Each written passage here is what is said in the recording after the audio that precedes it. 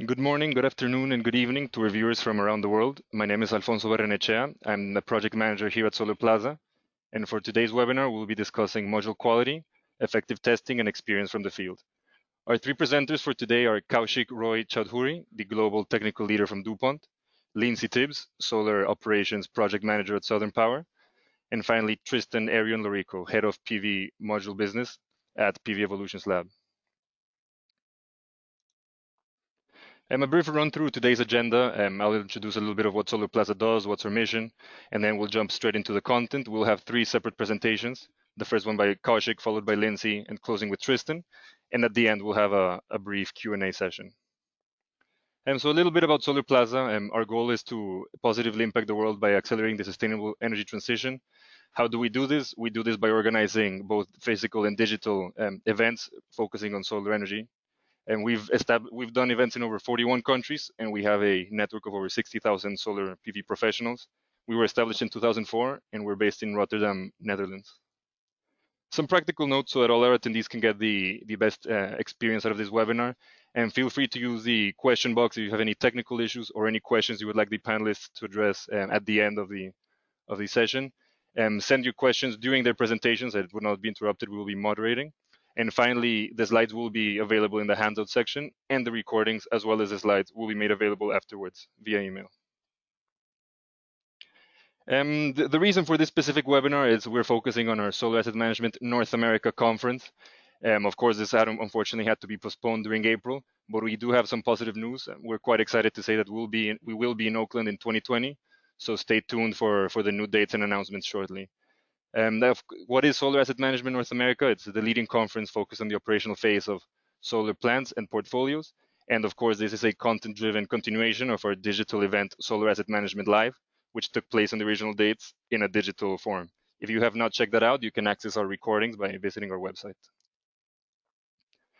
Our first presenter for today is Kaushik Roy Choudhury, and he has a PhD in material physics and 18 years of experience in PV and optoelectronic materials, over 45 peer-reviewed technical publications, and he's a frequent speaker at international events. Kaushik, I'll give you the floor now, and we will launch the initial poll, so I encourage all attendees to participate. Okay. Thank you, Alfonso. I guess I have control now. Let's see.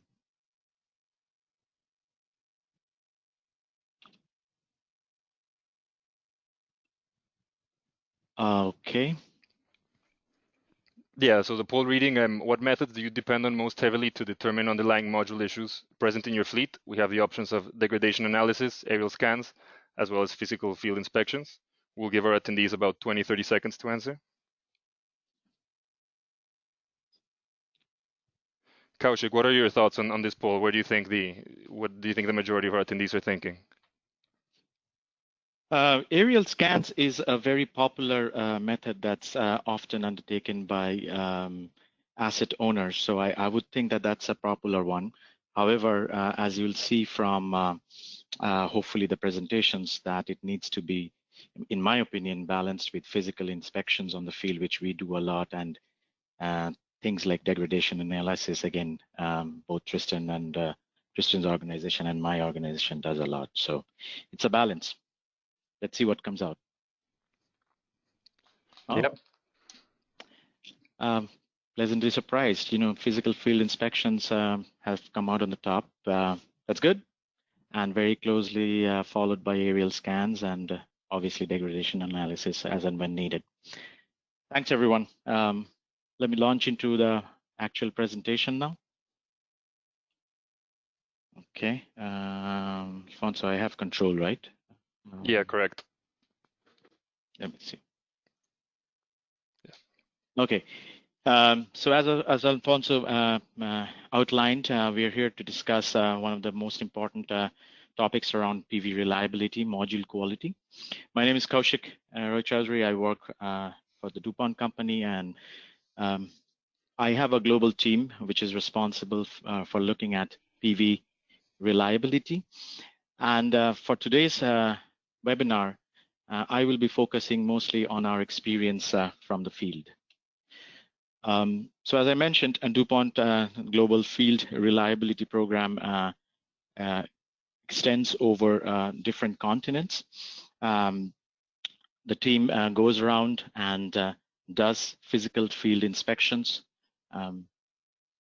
understanding how materials and modules degrade and what kind of performance they're giving up. We do some post and inspection analytical characterization as well, as and when needed. And we collaborate with a lot of folks. The pie chart on the left gives you a sense of, in terms of the different global regions, how our work is distributed. Until now, we are actually, we have passed 3 gigawatts of total power that we have inspected all across the globe. And the map on the right gives you a sense of, the different regions of the world, all the way from North America to Australia, and Middle East, Europe, India, China in between. Okay, so our approach towards field inspections is truly a multimodal approach. We look at thermal anomalies, which can often give a sense of power loss that's occurring in modules. Often that's combined with electrical IV at either the string or panel level, which again can give you further information about gradual losses. Historical power data analysis that's shown on the left is also an important way of looking at historical degradation. And then when combining all of this with visual inspections and lab analysis on a detailed level, you can get a very holistic picture of both on performance as well as safety issues that could be happening in your assets to give you a sense of how the assets are doing. So now I'll dig directly into what we are finding in the field. Each year we amass quite a bit of field inspection information and data, and then we put it into a form of an analysis summary and report and do statistical analysis on it. So in terms of module defects, what are the main types that we are seeing? We look at the cells and interconnects, and we are seeing corrosion, hotspots, some amount of snail trails, etc. The next most important thing that we are seeing in the field is our defects around backsheets, and I'll dig a lot deeper into this area as well. In encapsulation defects, we are seeing discoloration, browning, delamination, and then there's this other bunch where we have bunched a lot of different types of defects, all the way from junction boxes, a loss of the AR coating and things like that. On the right, I'm kind of showing examples of how these things look in the field from the front and the back, all the way from yellowing to corrosion on the front, and then on the rear side, yellowing, cracking, delamination, and things like that. This graph on the bottom left shows us how, just gives you a sense of how things stack up year after year. So I'm comparing 2019 versus 2020 over here, and picking out these main defects that we see. So we see that cell interconnects are pretty high, backsheets are pretty high too. Encapsulant seems to be rising, and then the others are more or less flat in this region. Digging a little bit deeper now. So what I'll do is I'll progressively dig deeper in certain areas of these module defects that we are seeing, to give you a flavor of, as we start out, what kind of things we are seeing, and then as we dig deeper, what are the different types we are seeing. So the thing that sort of interests me and at the same time is a little bit alarming is that a large proportion of the panels that we inspect are showing some form of visual degradation, all the way up to 30%. As I mentioned, as I showed in the earlier chart, total backsheet defects are pretty high, about 16%, followed by the cells and interconnects. I wanted to give you a sense, since we have been doing this work globally for several years now, what kind of trends we are seeing. The numbers, the absolute numbers are important if they are on a high level, but I think, in my opinion, trends are equally important too, which gives a sense of how, the material and the modules that are put out are doing in in time and as new materials are added to the field, how they are doing.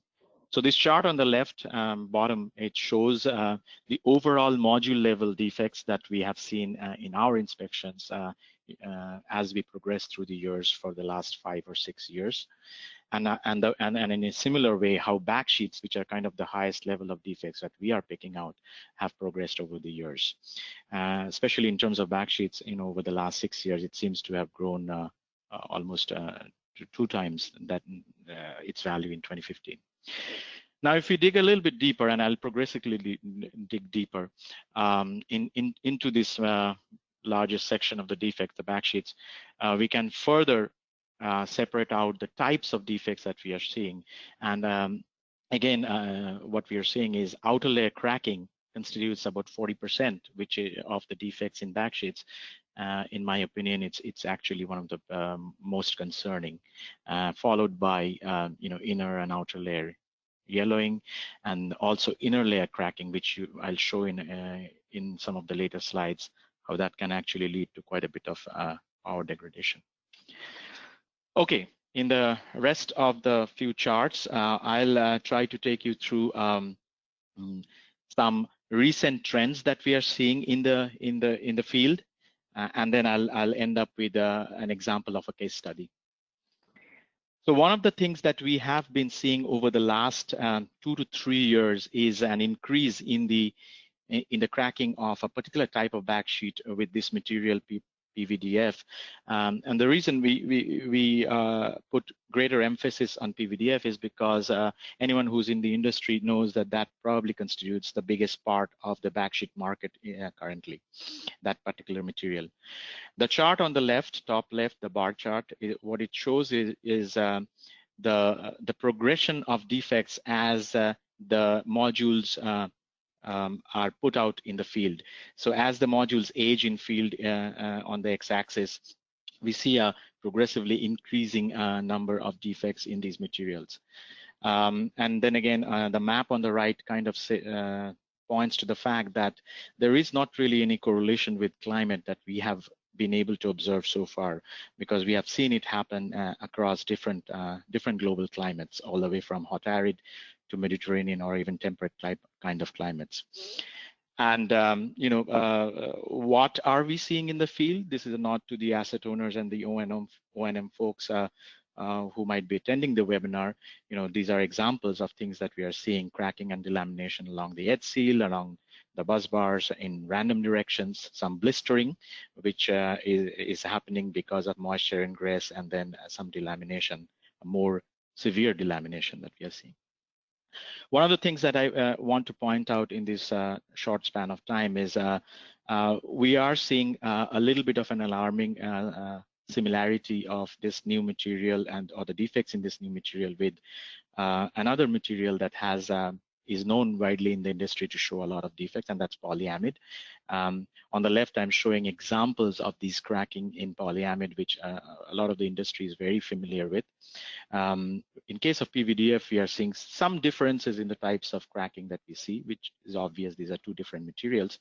And on the right, I'm showing in cumulative time, in terms of cumulative time in field, this is showing a similar rise with age in the field. Maybe not as bad as polyamide, but it's because of the sheer volume of the material out in the field, it should make us a little bit worried. The next trend I'm going to talk about is on cracking of backsheets, but this now relates to the inner layer of the backsheet. So for those that are not too familiar with the backsheet constructions, typically backsheets are a 3-layer construction: an outer layer protecting the core layer, which is responsible for maintaining the mechanical integrity of the backsheet mostly. And then there's an inner layer on the inner side closest to the silicon cell that's also responsible for protecting from the UV impinging on the backsheet from the front. So this is an interesting defect that we have picked up over the last 3 to 4 years, and we are seeing an increasing incidence of this all across the globe. We have seen it now in two different type of materials along with polyamide. I'm not showing polyamide over here. This also happens in polyamide, the inner layer cracking, but these are two other types of materials. One of them is a fluorinated coated material shown here as FEVE, and the other one is a polyester based backsheet, which is also pretty popular in the market. The other thing I want to point out over here is that this is being seen in all different parts of the world, India, USA, China. The other interesting thing that is related to this particular defect is that this, in certain cases, we have seen to have a direct impact on power generation. So, for example, with this PET case in the US, I'm showing this power generation bar graph over here. The blue bars are annual energy generation year for different years up to the 5th or 6th year. And the red curve shows the year-over-year power loss in this particular plant. Incidentally, this plant was losing so much of power that the entire set of modules had to be replaced in here. And in this case, the backsheets that are cracking from the inner side are leading to high leakage currents, which in turn lead to ground faults and in late inverter starts, and in some cases even fires.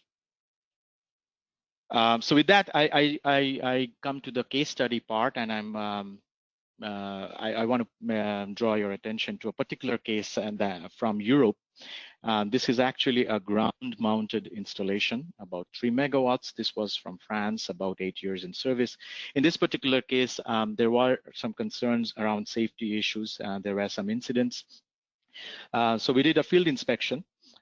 Interestingly, this particular installation had a mixture of bombs and mixture of modules, and we are now seeing it increasingly in a lot of different installations where the bill of materials for the different modules is actually mixed. In this case, the back sheets where there were two types. One was a polyamide, a PA, and the other was a PVDF type. We found cracking in both of these, and in one case it was much more widespread than the other, but both of them had cracks. So what was happening in terms of in the actual operation or performance? On the left, what I'm showing is the power generation for different years, color-coded per year. So the green is 2015. It's a little difficult to see, and then the red is 2019, and the different colors correspond to the different years. What we see here is over the different months, there is obviously monthly variation, as we all know. The general trend over the years in terms of power production was pretty much on target. However, if we now look at inverter data, the insulation resistance was continuously degrading in this particular installation over a period of 4 or 5 years. This we then pointed out or found out was due to the current leakage that was occurring in the presence of humidity and backsheet cracks. This actually can be a serious issue both in terms of operation and to a point where it can lead to fires or even electrical shock hazards. And then in the absence of a very good repairing solution, all panels in this case had to be replaced. So with that, I come to the end of my part of the presentation, and I just want to point out that why should asset owners be even worried about long-term field-proven records? Why is it important? And the answer is pretty obvious. As you will hear from Lindsey following up in her call, as asset owners, they have invested quite a bit, not only in the installation, but also in the maintenance of it, and they would like to see a good return on investments. And if the modules do not hold up for 25 or 30 years, they're denied of that. We do see a recent increase in the frequency and extent of module and system failures. So, in all of my presentations, I always want to stress the fact that developers and asset owners really need to pay attention to the bill of materials as newer cell, module, and materials are being introduced in the market. You will see in Tristan's presentation how things can be sorted out there. And then diligent operations and maintenance is also critical in ensuring long-term reliability, as we point out in our annual PV reliability report. Thank you for your attention, and over to you, Alfonso, for the next part. Perfect. Thank you very much, Kaushik, for sharing all that experience from the field. Up next, we have Lynsey Tibbs. She has 12 years experience of electric industry experience, including regulated utility forecasting, utility system planning, and renewable development, as well as construction operation. And she's responsible for managing a team of engineers overseeing the third-party contracts. Lynsey, before I give you controls and you can go into your presentation, I would like to launch one more poll, so I invite all the attendees to pay attention.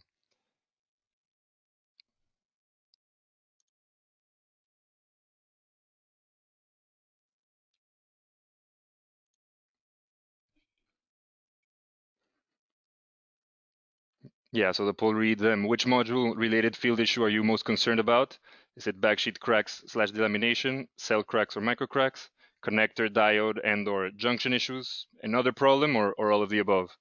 Lynsey, what are your thoughts on this one?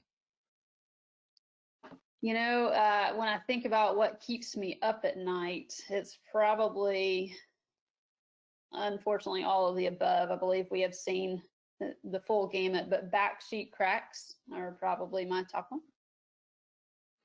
All right, then we'll round off the poll. We can discuss the answers, and I'll give you control now, Lynsey, as well, and you can present when you're ready.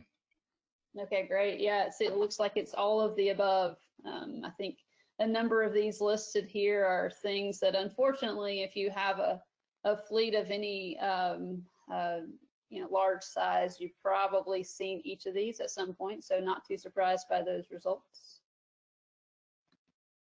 Makes sense. And with that, please take it away. Great. Thanks, Alfonso. Well, thank you for having me today. My name is Lynsey Tibbs, and I'm from Southern Power. We have a solar fleet of about 28 sites, totaling around 2,300 megawatts, spread throughout the U.S. over 6 different U.S. states. And so my goal today is really just to put some size around this issue. How can we understand the volume that we're talking about when we talk about module quality?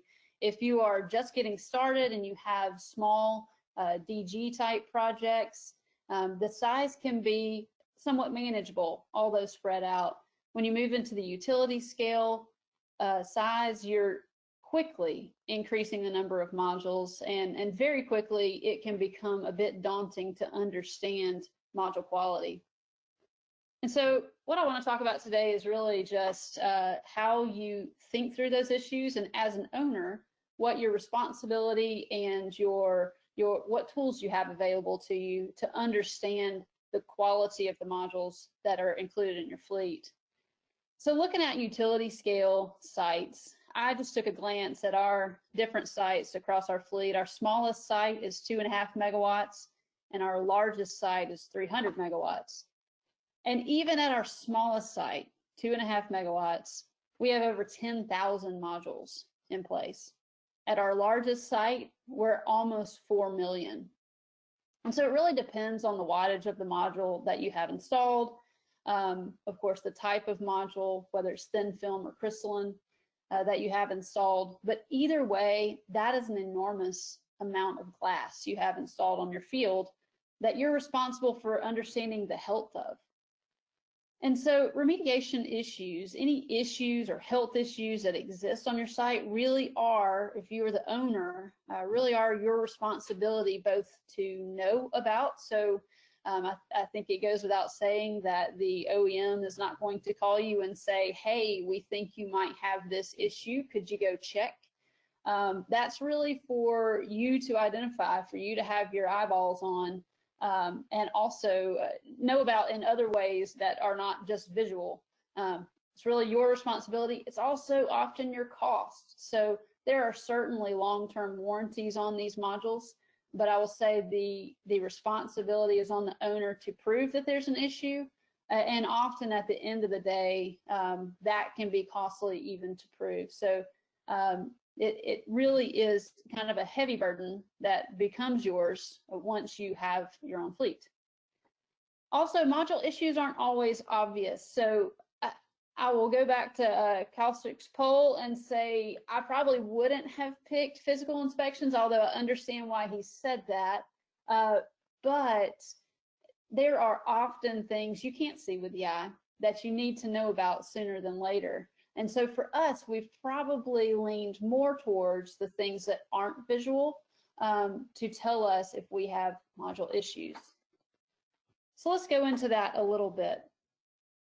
How do you identify module issues? I'm going to be very general because there are two module issue identifying experts on this call. You've already heard from one, you'll hear from Tristan next. But in general, the first thing you want to do, if you have any influence over the development process, maybe you are a developer listening in today, or you just have the opportunity to be on the purchasing side, you definitely want to know up front how this particular module scored. And PVEL puts out a module scorecard. The most recent version just came out last week or the week before. You can refer to that and know right away for many types of modules how they scored and what their probable weaknesses are. But if you're like me and you really inherit modules, you kind of get them after those decisions are made, or you may even have them after they've been in service for several years. You can still consult those different scorecards and even a number of industry reviews and white papers that exist on these modules to understand what are some of the issues I might be seeing. And there's often also really good timing around when might I see these issues. So you saw in the previous presentation that there are a number of issues around years 5, 6, 8. There is a good bit of industry information that's available to you that can tell you, hey, these are the things you need to be looking for prior to those times. So I would say that's the first thing, is really gain knowledge about the type of modules you have in your fleet, the type of back sheet you have in your fleet, just to know what you might expect. Next is to put into place appropriate measures to be able to tell you that you have module issues. So we actually really usually start with degradation studies. So how do I know that my plant might be underperforming? Well, we have 28 sites. And so one of the main things we lean to is a data analysis where we look at whether or not the site is actually meeting our expectations of the site from the original implementation. So we will look back at that for all of our 28 sites and then decide from there, where do we think we might have some issues? Really kind of narrows down the issues for us.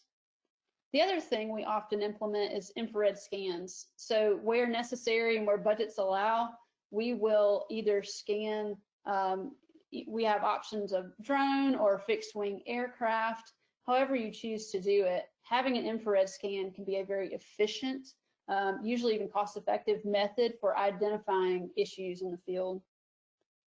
And then finally, if we decide that a site may have enough issues to go further in and potentially even have warrantable issues, that's when we move to IV curve tracing and electroluminescence. We start getting a lot deeper into those two fields to understand, are we close to that percentage that the module manufacturer laid out, or is this something that we're maybe just going to have to plan for on our side?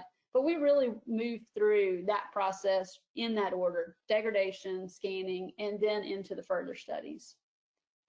And in all of these, I would really recommend that you engage an independent expert.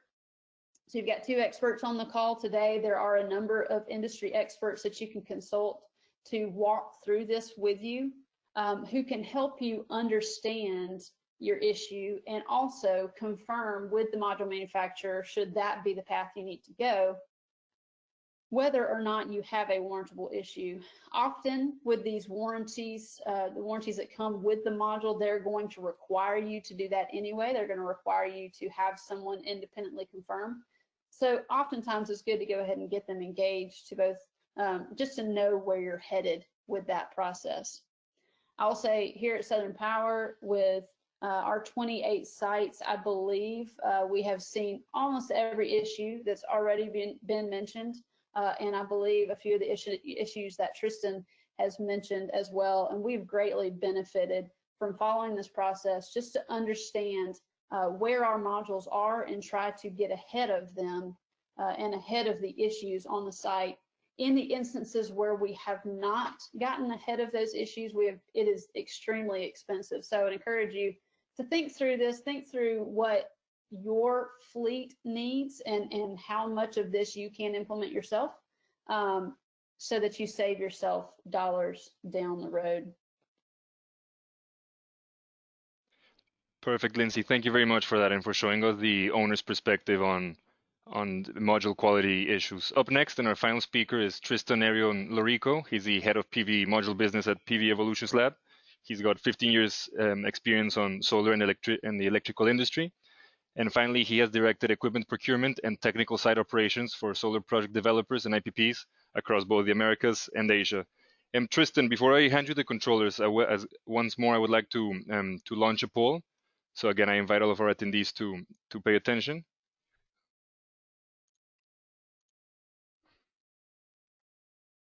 Yeah, and the poll reads as follows. When you have become aware of module issues within your fleet, what resources have you engaged to move forward toward remediation?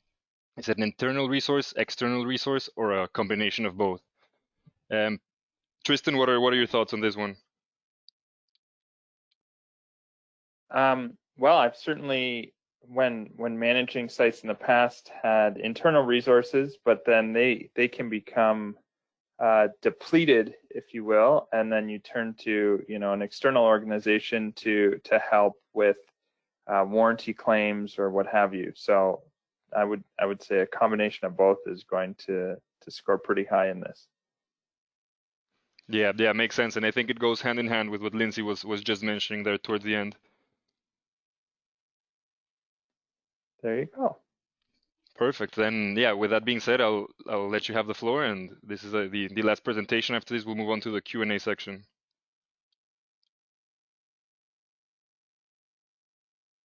Okay, thanks for that introduction, and thanks to Kaushik and Lindsey for their great presentations.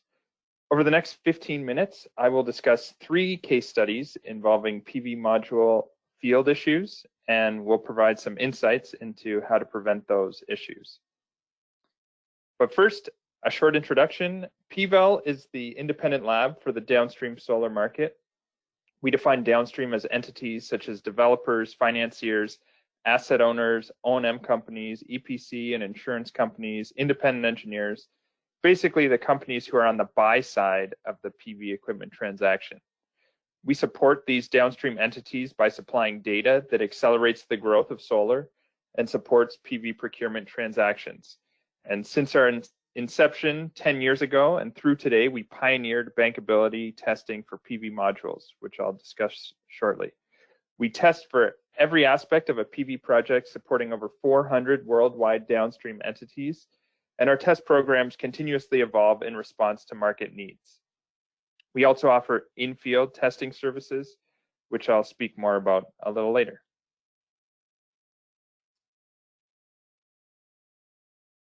Just waiting for that slide to change.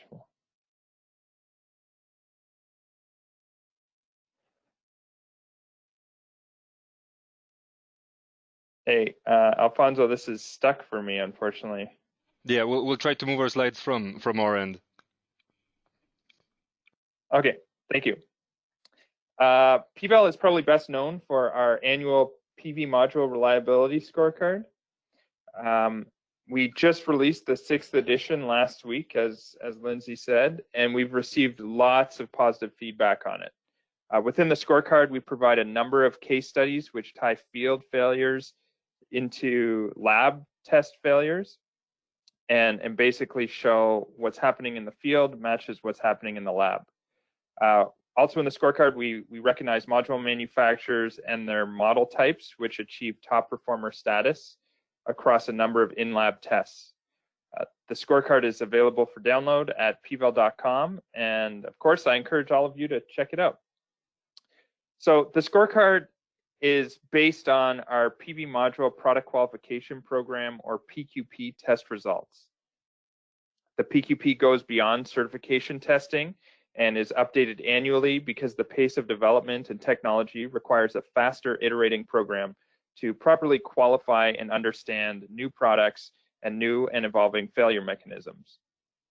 In our latest update to the PQP shown here and released in 2019, we added a number of new test sequences, which I'll talk more about shortly. We also updated some of the characterizations and made other improvements to continue to provide the industry with actionable data. We launched the PQP in 2012 with two goals. One, to provide the necessary due diligence data to the downstream, and two, to provide third-party recognition to module manufacturers who are producing reliable products. Before we move on to the case studies, it's just quickly worth mentioning that we also have PQPs for inverters and energy storage. And if you're interested in those, I would encourage you to contact us. So the first case study I want to highlight is that of cell cracks. In 2016, this 10 megawatt project in California was sold to a new owner. The due diligence completed for that transaction was mainly a desktop review of the site performance with very little time spent doing field inspections. Shortly after the new owner took over the site, some backsheet burns were noticed on a subset of modules during a routine site visit.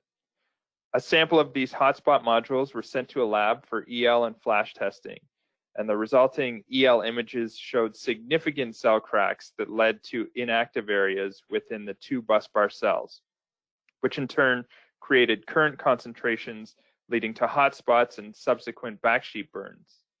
The two images on the screen are from the same module. The backsheet burn was located directly behind the inactive areas pointed to in the EL image. Through further investigations, it became apparent that there were two batches of modules on site, both from the same manufacturer with the same model number.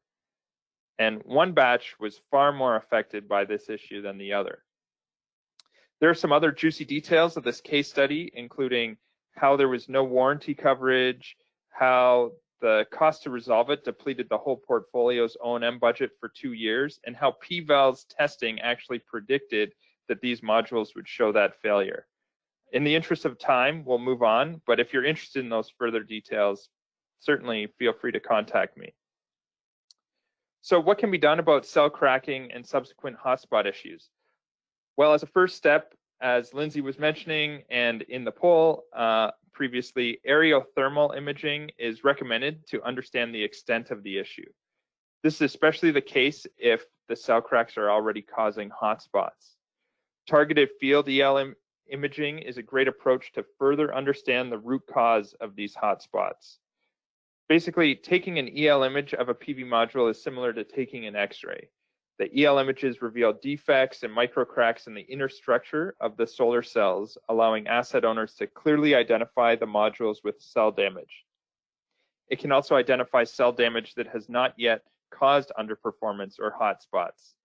Those types of defects are not detectable with visual inspection and typically not with thermal imaging either, making EL an even more important tool.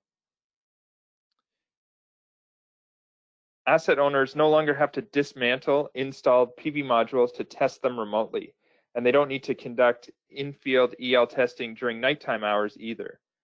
PVEL's technicians can capture EL images in the field during a regular workday without removing modules from the mounting system, eliminating that potential handling damage. This also eliminates module shipping costs and significantly reduces labor costs as well.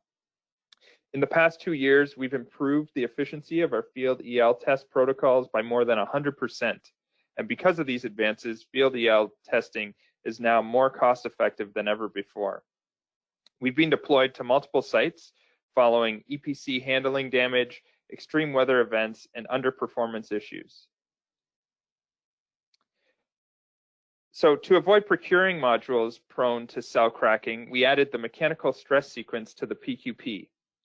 That test sequence is shown on screen here, and the steps are as follows. So step 1, static mechanical loading creates cracks in susceptible modules by simulating the field representative loads that cause cell and interconnect cracking.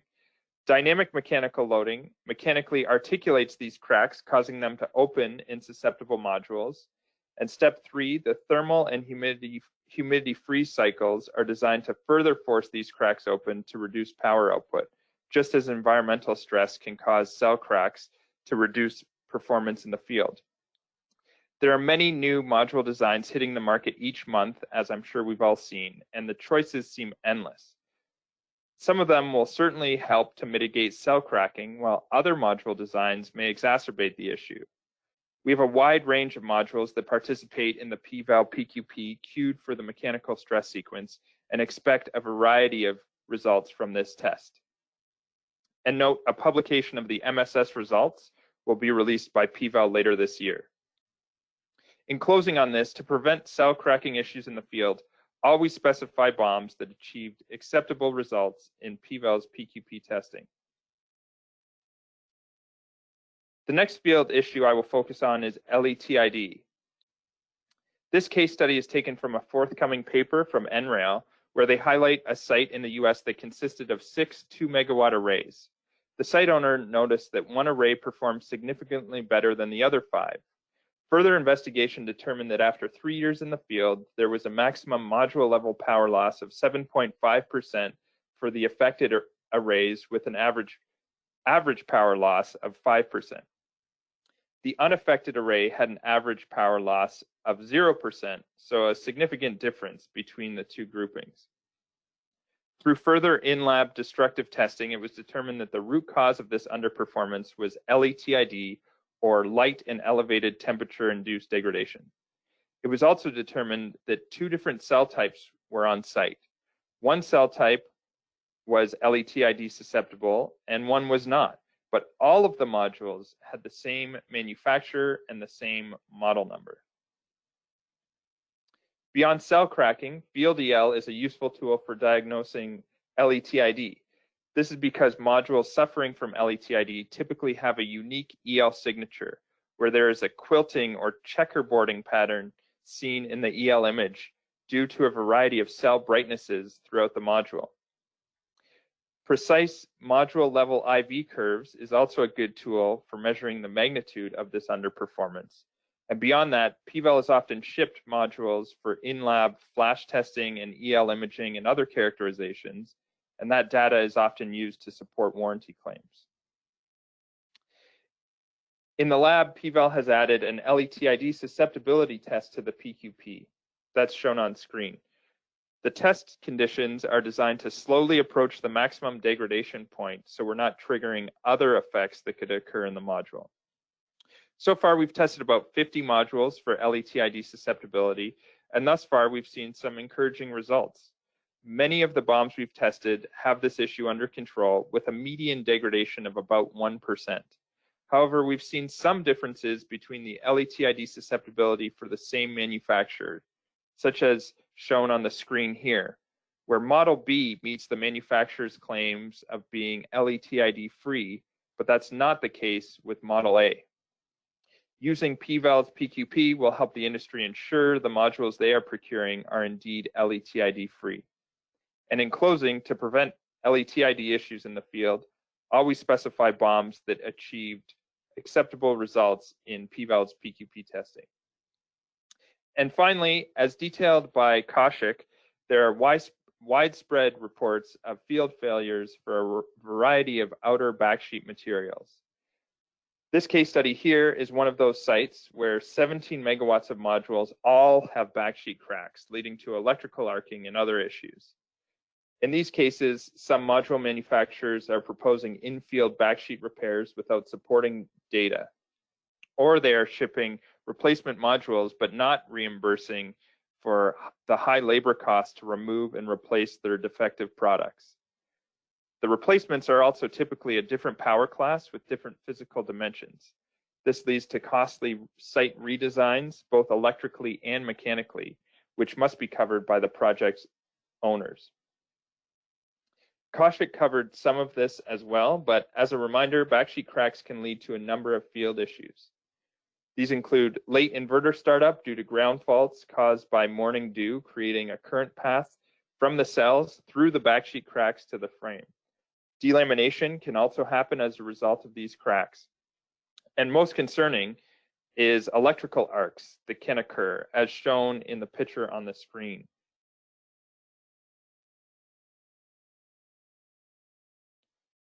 The PVEL PQP's new backsheet durability sequence replicates backsheet degradation modes that begin occurring after 5 to 7 years in the field. The goal of this test is to recreate failure modes observed in the field inside of a controlled laboratory environment. Our lab test results show a range of issues affecting backsheet durability and reliability. A clear conclusion is that backsheet material selection can impact the performance of a PV module, and there's a broad range of backsheet quality in the modules available on the market today, as shown by Kaushik's presentation. To prevent backsheet issues in the field, always specify BOMs that achieved acceptable results in PVEL's PQP testing. And finally, in order to achieve expected performance out of solar sites, PVEL recommends conducting verification activities throughout the stages of procurement, construction, and operation. Our best practices are shown on screen, and these are further detailed in the scorecard, but I will quickly touch on that third column for the asset owners and O&M companies that are present during this webinar. So PVEL offers a suite of field testing services. Our capacity testing verifies that the site was built and commissioned correctly through precise performance measurements using lab quality measurement devices deployed in the field. This can be used as a tool to measure underperformance. And completing baseline field EL imaging results in obtaining crucial data should the site ever experience extreme weather, which is becoming all too common these days. This data will develop the baseline for insurance claims, where the project owner can clearly show the quality of modules before the weather event. It can also demonstrate whether or not module damage occurred during installation, something that could be covered during the typically relatively short EPC warranty period. I've also detailed other cases for field EL previously during the presentation. So before we move on to the Q&A session, just another quick reminder to download the 2020 scorecard at pvel.com. Thanks for your time today, and I look forward to the upcoming discussion. Thank you for that, Tristan. A very informative presentation. To move on to the Q&A section, I think, again, we can start with you, Tristan. So in two of your case studies showed how different batches of modules with the same manufacturer and module number can have different performances. Can that issue be avoided during module procurement? Yeah, so that's certainly something we discussed in the scorecard. Our test reports, I should say, are on the bill of material level. So we're looking at the specific bill of material that we tested. We go to the factories when the samples getting shipped to PVEL are produced, and a third-party auditor selects the samples and records the bill of material. So then we provide that data to the downstream, and they can put it into their procurement contracts as a BOM exhibit. So instead of just ordering a specific module type from a manufacturer, they're ordering the specific bill of material or bill of materials that did well in our testing. And they're avoiding these cases where, you know, one cell is LiTiD susceptible and one isn't, or one backsheet cracks and one doesn't, etc. So we provide those BOM exhibits to the downstream to help avoid that. And we also recommend batch testing, where you can see if one batch is more affected by some of these problems than another. Great. Thank you for that. Moving on to the next question by Danny Seagraves. What is the most efficient way to establish a baseline of module quality / microcracking during the plant's commissioning? Any thoughts?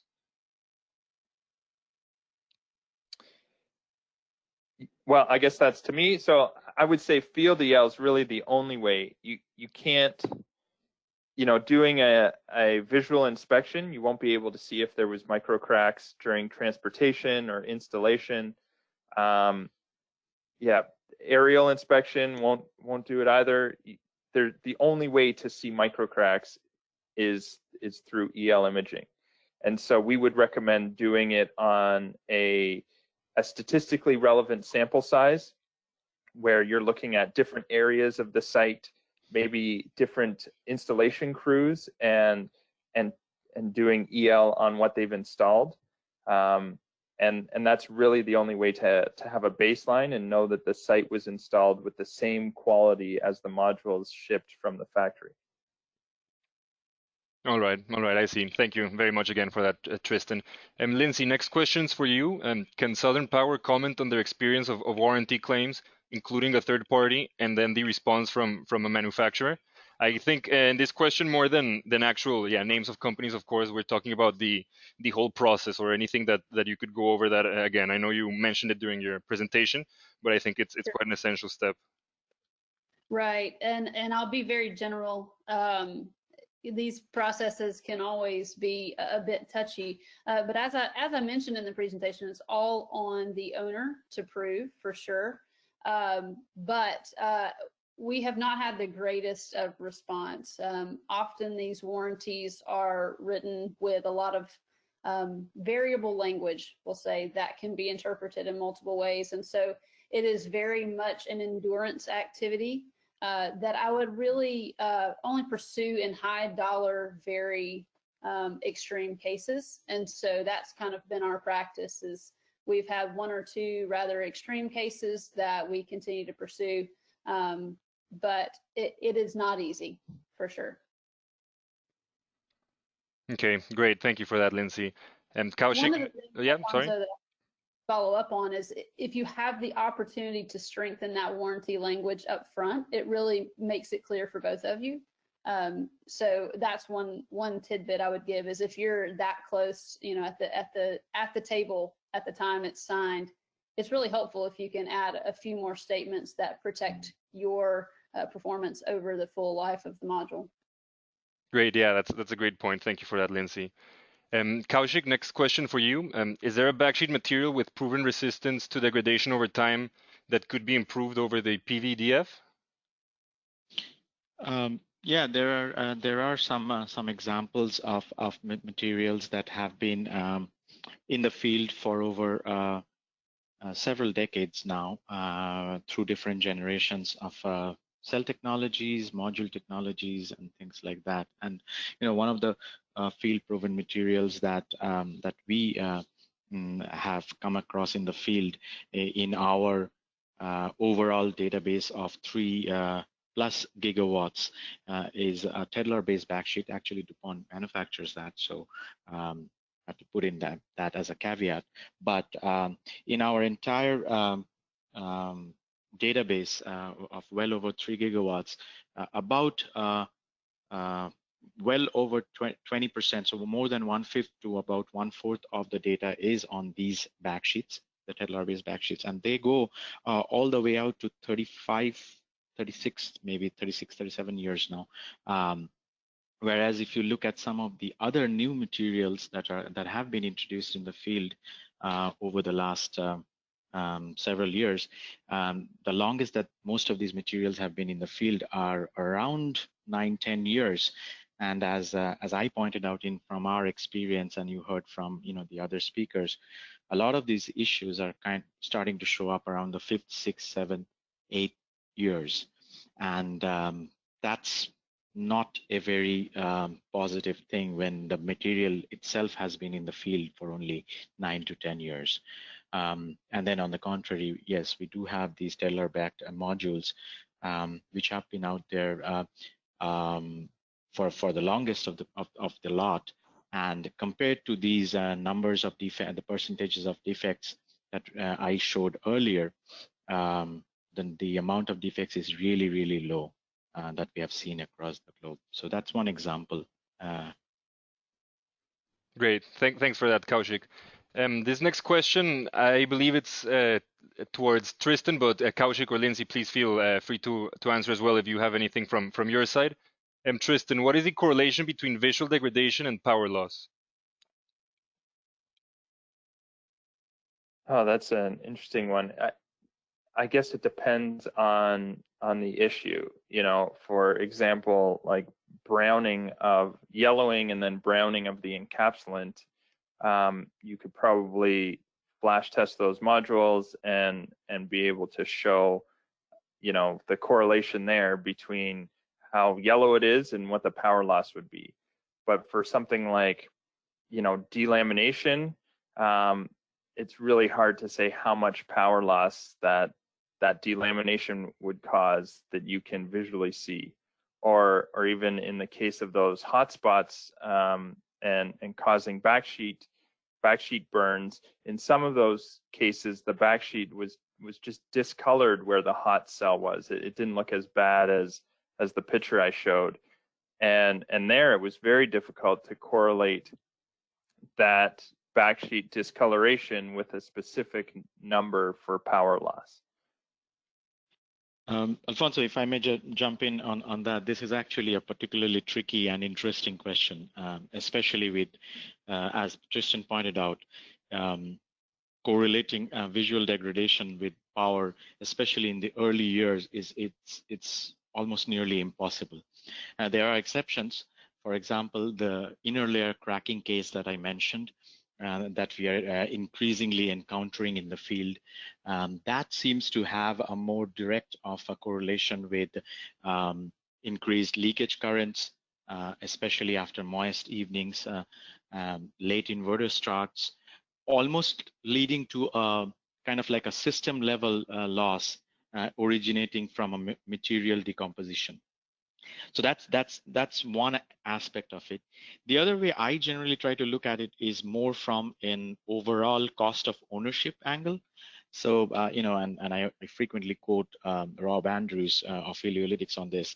You know, he mentioned in one of his presentations several times actually that certain instances, for example, of either a backsheet failure or diode failures can lead to unexpected operations and maintenance costs, which can run you up as much as 8 to 10 times the usual money set aside, and even higher.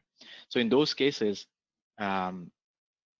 losses from regular power degradation, you know, just are thrown out of the window in some cases. So yes, power generation losses are very important and at the top of asset owners' minds, but you have to be cognizant about these kind of issues that might not be very obvious, as also was pointed out by Lindsey. Great. Yeah, thank you very much for that detailed answer.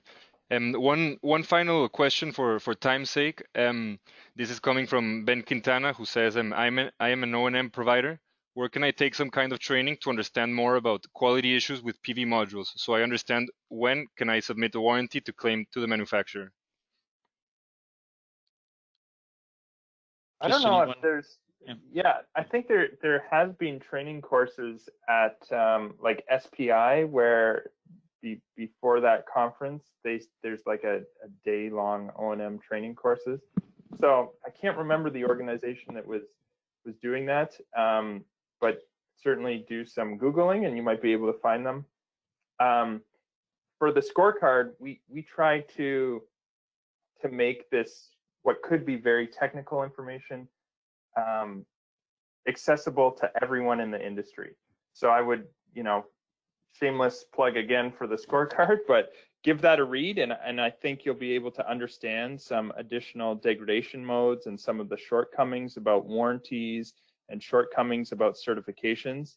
And we get calls from people all the time with issues, and we're very happy to assist. And you know, some of the things when we assist are services we charge for, but a lot of them are free. And you know, my phone is always on, my email is always available.